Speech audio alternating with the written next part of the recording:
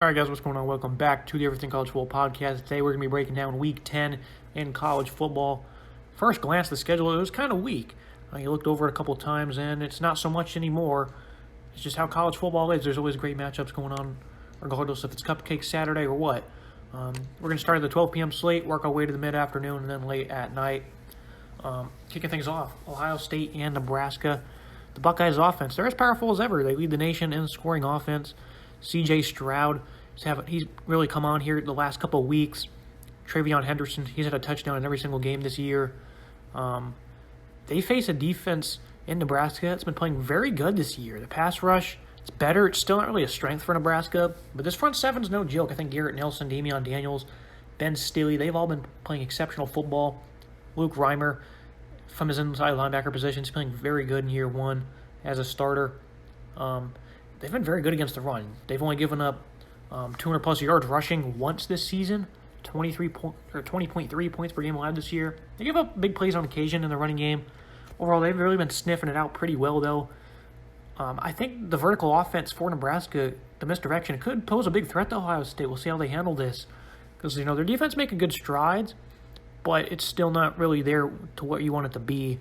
I think what Nebraska does, vertically, sending bodies all over the place, all different sectors of the field, could be a problem for Ohio State. We'll see how they match up with this.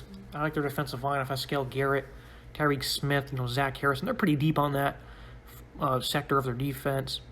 Ronnie Hickman's been playing very well in the back end. Overall, the defense, still a work in progress. They play Adrian Martinez, who's been much improved this year. He's averaging 300 yards per game, 23 total touchdowns, only 4 picks, or 7 that is. 4 of them came last week versus Purdue. So it was kind of an ugly showing. Samori Torrey, Austin Allen. They got some notable pass catchers that can really hurt you. Ramir Johnson's playing solid out of the backfield for Nebraska. I think Omar Manning, though, 6'4", 225. They're going to have to utilize his size a bit. On the boundary, in the red zone. All 6 losses this year for Nebraska, all by 1 score. The run defense for Ohio State, though, it's been elite since the first 2 weeks. 111 yards or less in 6 straight games. 1.6 yard per carry allowed each of the last 3 contests. That includes Penn State last week, who this year they've not been running the ball good at all. But still, strong showing. Quality opponent there for Ohio State. I think C.J. Stroud, his receivers, they're going to do work. I think this is going to be a close game in the first half. I wouldn't even be shocked if Nebraska's holding here late. I think the Buckeyes, though, you can only contain this offense for so long. I see the Buckeyes winning 41-24. Wouldn't be shocked if it's a lot closer than that, though, because I think this Nebraska offense is really going to have something for the Buckeyes. I think they're going to have their number a bit. Very interesting. This is a big game for Ohio State. You're really going to learn about their defense in this one, in my eyes. Looking at Liberty and Ole Miss.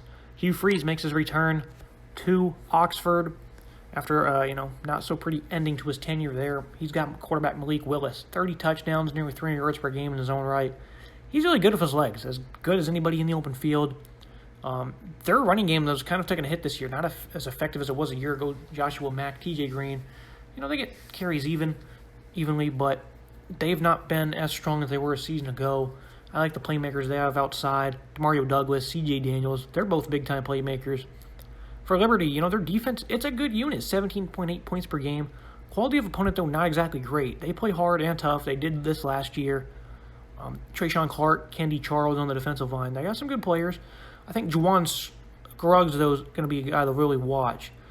He's been their best defender for probably each of the last 2 years back there. And as a defensive back, he's good at back in coverage. He's good as a slot man. This guy is really going to impress some people. He's going to be it's going to be a big test for this entire secondary, though. They're playing a vertical passing game from Ole Miss that's as dynamic as ever. They're kind of beat up, though, at receiver. You're not sure who's going to play. Is Sanders and Drummond going to play? I don't know. Core Pearson, the WKU transfer, really stepped up last week. He finally got involved. The running game, though, that's going to be the difference, I think, for Ole Miss. Jerry and Ely, Henry Parrish, Snoop Connor, those 3 guys, they're top 5 rushing right now. Ole Miss is in the country. I'm pretty sure they still are after last week's game. They're still a very good trio of runners. Matt Corral is a runner as well. This is a very tough offense to contain for Liberty, considering how they played against Syracuse. They got the ball ran all over them. Garrett Schrader and Sean Tucker, same type of offense here. The quarterback can run he's very good with his legs. They got a strong group of runners. I think as much as I want to pick Liberty to win this one, I don't think their defense is going to be up for the challenge of slowing down Ole Miss. Story Jackson, he's had a good year, transfer from Prairie View A&M at linebacker, 67 tackles, 7 tackles for loss. All around, though, I don't think they're going to have enough playmaking in this one. I think the balance is just going to be too much for them. I see 45-30 for Liberty, or for Ole Miss, that is. Liberty, they'll score some points. They got a great offense, a good quarterback.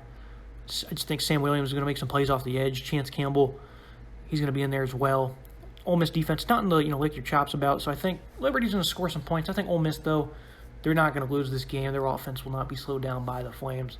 45-30 is the selection. Also at noon on ABC, you look at Wake Forest and UNC. The Tar Heels are slight favorites here in this one as they host the Demon Deacons, who are top 10 now in the playoff rankings. The UNC offense, they have struggled to run the ball for the most part this year. But they're playing a defense that struggles immensely against it. 4.7 yards per carry they're allowing this year. Syracuse and Army had lots of success. UNC poses the same threat. Ty Chandler, he's incredibly elusive. He's speedy and quick. Sam Howell's been doing a lot of his legs this year. Nearly 600 yards of rushing. They really needed that from them, though. Their passing game's not been as strong as advertised because Josh Downs is carrying the attack. He's wide. He's far and away the leader in receptions, yards, touchdowns, all that. They're not getting a lot of big plays from anybody else. Downs, he can do anything. He play in the slot, play outside. We expected him to have a big year, but we didn't think that no one else would really step up around him. You're going to see a lot of points likely in this one. The UNC defense is still allowing 30 points per game. Another part of the Tar Heels football team we thought was going to step up and be much better this year. It hasn't. They've not been playing very well, especially against the run. They're playing Wake Forest, who's clicking all cylinders right now. Sam Hartman's worked his way into Heisman contention. He's having a great year. Christian Beal-Smith, Christian Turner. They're deep. They're just as deep as Ole Miss is at running back. Of course, they don't show up on the stat sheet as heavily. A.T. Perry, Jaquero Robertson at receiver. This offense is just too good. Where's the difference maker going to be at? Well, I think Jasir Taylor, I think he's going to have some success against Josh Downs, if that's possible. He's a great receiver, of course. I think Taylor, though, the veteran in this secondary, he's going to be out for the challenge. Because the secondary hasn't been playing too bad this year. They've had plenty of success at times. They can make some plays. Nick Anderson back there. The difference maker, though, I think that, the Wake Forest offensive line, they've been playing really good this year. The UNC's has not. And Wake Forest, they've been getting good play from their defensive line. Rondale Bothroyd, that is, Miles Fox. They're gonna win some matchups. This is an active front four for the Demon Deacons. I think that's going to be the difference. I'm going to take 45-35. I'm going to take Wake Forest in this one. I just think their defensive line is going to be the difference here in a game. It's really close because both offenses are really good, even though the UNC offense is not as strong as you would think because they're not able to run the ball the way they want to due to poor offensive line play. It doesn't allow them to get their RPO game going. So the UNC offense, as good as they are and the potential they have with their great quarterback, I think they're going to be a little bit outmatched here against this defensive front, and that will be the key for Wake Forest in staying undefeated. We have a great one here on 3:30 ABC. Purdue, they host Michigan State. Kenneth Walker, Heisman favorite, fresh off that 200-plus yard performance, 5 scores against Michigan. He's got 14 touchdowns on the year, 1,200 yards, Heisman favorite. Outside of Wisconsin, though, Purdue has been pretty good against the run. I think George Karlaftis, coming into the year, we knew Jalen Alexander was going to be good. We knew George Karlaftis would be as well. Who else was going to step up? Kydran Jenkins, Branson Dean on the defensive line. They don't have great size, so that could be an issue here against Michigan State, but they've really stepped up on the defensive line for Purdue. Cam Allen in the secondary, 4 picks this year. Collectively, Purdue's been a really good defense, 17.1 points per game allowed, yet to allow 400 yards in a game, and they've played very quality opponents, Notre Dame, Minnesota, Nebraska. This defense is playing really good. I think they're a legit unit. Their secondary, they give up big plays, a good amount of them, but they're great in the open field and underneath. They don't allow many completions of 10-plus yards. They're all less than that usually. So they're pretty good underneath. But downfield has been an issue. I think Jalen Redd, Peyton Thorne, they're going to connect on a few. It's going to allow this Michigan State team to have some balance because, when they can't run the ball, they don't really, despite the playmakers they have on the outside, Trey Mosley, when they can't run the ball, they're not able to get their play-action game going. Thorne isn't very good at carrying this offense, young in his career. So despite the weapons they have, going one-dimensional is not their forte whatsoever. So that'll be something to watch here. I think they'll have success downfield. So will Purdue, though. Aiden O'Connell runs this offense very well. David Bell's one of the nation's top receivers. Michigan State can't cover. I said that last week against Michigan. And what do you know? They got burned by McNamara. They're like 127th now in passing defense. They've been just not very good on the boundaries. Downfield, they've struggled to cover. In the middle of the field, they've been exposed. Purdue at home. You've seen what they did a couple weeks ago against Iowa, an elite secondary. Granted, they were out one of their top corners. What's his name? Riley Moss was out. The other one, Matt Hankins, did play, though, and he got absolutely burned by David Bell. He got cooked. So this is going to be a tough challenge for Michigan State. You know, plenty of guys that try and cover. Milton Wright, Payne Durham. Really good receiving core for the Boilermakers. I think that Michigan State is going to win this game by just a couple of points. They're barely going to squeak this one out because, like I said, I think they're going to be able to connect on some deep shots against this secondary that's not been very good at covering downfield. I think that's going to be the difference maker for Michigan State. If Purdue really covers up this run, though, it could be a bad outing for the Spartans. But I think Mel Tucker's going to have them ready. He knows this Purdue football team is really good. 23-20 is going to be the score. Would not be shocked one bit if Purdue won. I really wanted them to pick them to win this game. But I think the Michigan State offense has just a little bit too much, and I think they'll be able to overcome the Boilermakers on the road. Auburn and A&M, a perennial top 15 SEC West showdown, two strong defenses. You look at the pass rush for Auburn, Derek Hall, T.D. Moultrie, Wooten. They have some really good depth on this defensive front. They're facing a nice running back duo, Isaiah Spiller, Devon Achane. Auburn has one in their own right, though. Tank Bigsby, Jarquez Hunter. The secondary for A&M is a little bit questionable, but their defensive line's been really great. DeMarvin Leal, Michael Clemens, Jaden Peavy. You can just keep rattling the names off. Tyree Johnson. This is a really good defensive front. The Auburn offensive line has been playing pretty solid this year, especially in pass protection. I think Bo Nix is going to have some time to make things happen to Kobe Ware Hudson, Demetrius Robinson. Zach Calzada, outside the Alabama game where he shined, he's not been great before or after that. I want to see him play with some confidence, especially on third down. That's going to be the best shot to win. But they're playing a really good secondary. Roger McCreary, their best cover man. Smoke Monday. Naheem Pritchard, he's been really good in the slot. Outside of Anais Smith and Jalen Weidermeyer, they haven't been getting their guys involved as much as you would have assumed with Calzada at least at quarterback. Their downfield passing game is not very good.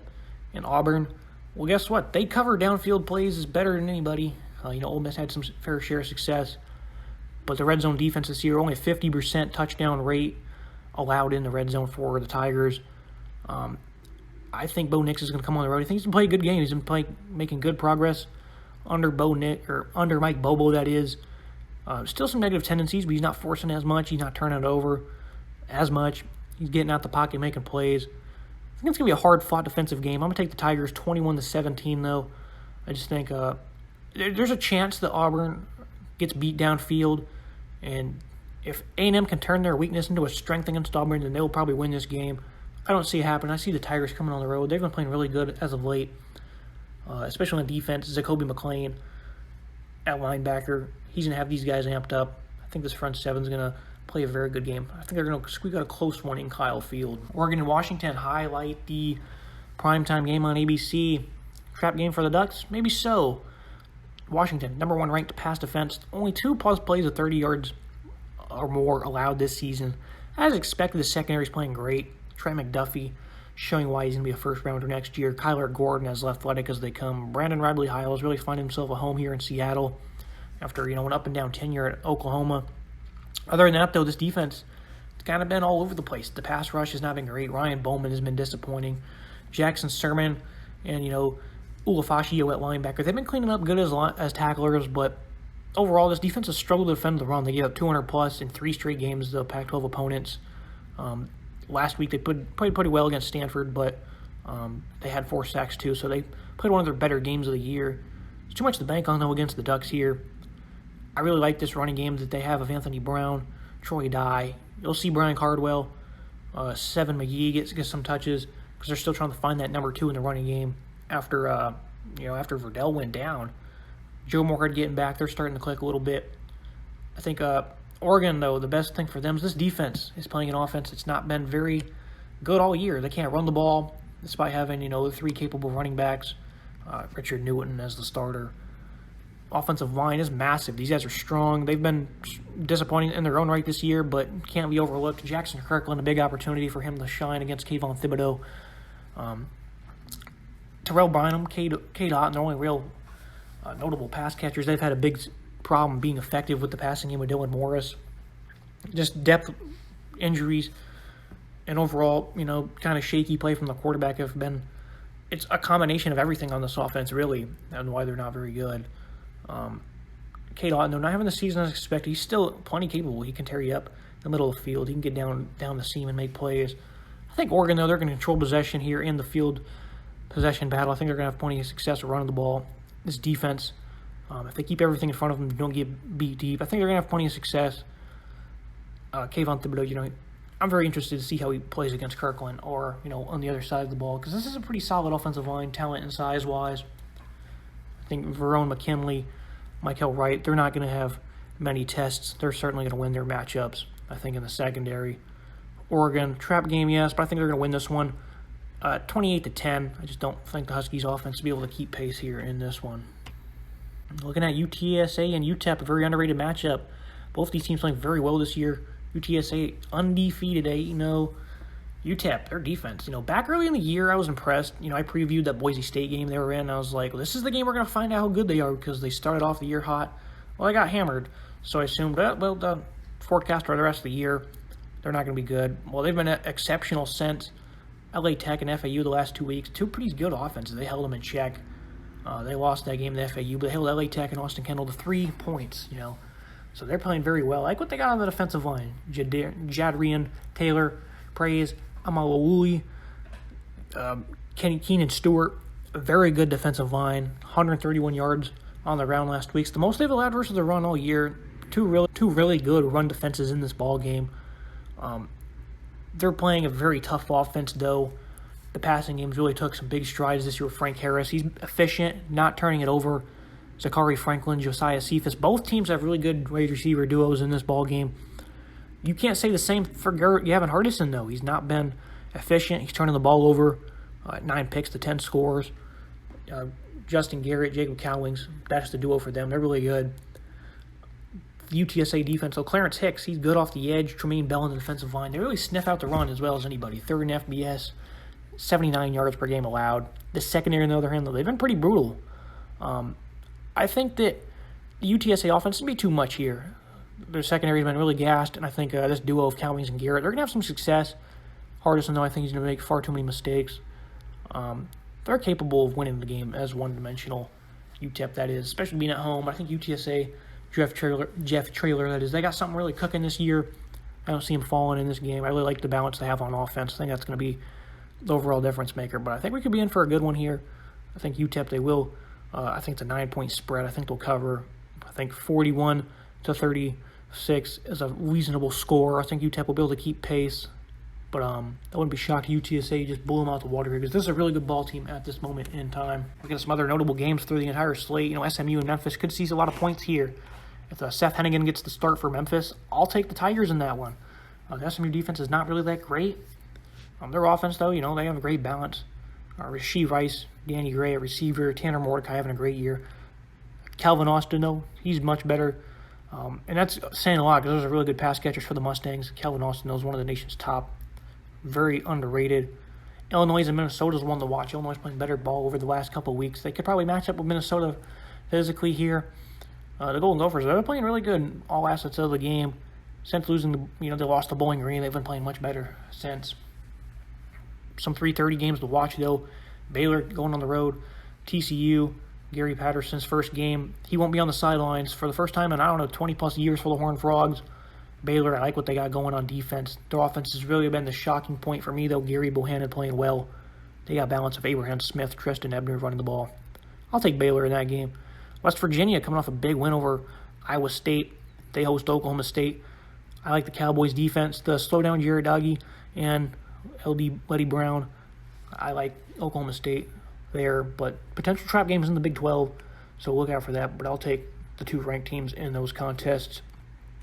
Mississippi State underdogs to Arkansas, as I'll take Mississippi State in this one. This defense is really good, especially in the secondary. I think they're going to have an answer for Treylon Burks, Emmanuel Forbes, Martin Emerson. We'll see who plays on him. I think this defense will have some success, though, against a nice, physical, balanced offense for the Hogs. Their defense, though, has really gone backwards over the last couple weeks. They got Charles Cross at tackle. They're going to have that left side on lock. Will Rogers in this offense, they're really starting to click. I picked MSU last week, and I'm going to pick them again here on the road.